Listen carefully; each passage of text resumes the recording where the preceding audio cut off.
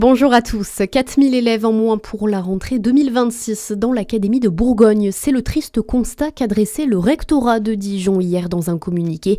Cette baisse des effectifs pourrait entraîner la perte de 81 postes d'enseignement dans les écoles primaires de la région.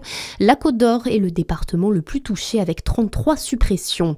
Parallèlement, une quinzaine de professeurs du lycée Le Castel à Dijon se sont mobilisés hier devant l'établissement. Ils dénoncent une baisse de leur dotation horaire, 110 heures en moins prévues pour la rentrée prochaine. Selon les syndicats, cette coupe budgétaire va faire exploser les effectifs avec des classes de seconde et de terminale dépassant les 35 élèves.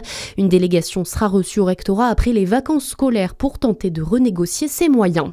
C'est terminé pour Jean-Claude Nevers. Après 11 ans à la tête de Montfleur, le maire a vu sa démission enfin acceptée par la préfecture du Jura. L'élu jette l'éponge à seulement quelques semaines des municipales, épuisé par un climat de violence qu'il qualifie d'invivable dans ce village de 165 habitants. Voitures brûlées, mairies incendiées et tombes profanées ont rythmé ces dernières années. C'est Sylvain Tuani qui a été nommé maire par intérim par les services de l'État. Dans le reste de l'actualité, un deuxième homme mis en examen pour viol dans l'affaire Betaram. Il s'agit d'un ecclésiastique âgé d'une soixantaine d'années.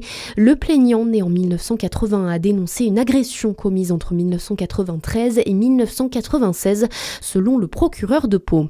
Il encourt 20 ans de prison au vu de son jeune âge. L'élève de 14 ans qui a poignardé sa professeure mardi dans un collège du Var a été mis en examen et placé en détention provisoire. Le procureur de la République de Toulon a pris la parole hier soir. Il confirme que le geste était bien prémédité. Le collégien a également exprimé des regrets lors de sa garde à vue. À l'issue de sa première audition, l'adolescent a affirmé qu'il regrettait beaucoup son geste, qu'immédiatement après les faits, il avait ressenti une grosse haine envers lui et qu'il avait pleuré toutes les larmes de son corps, je le cite, en se portant des coups à lui-même.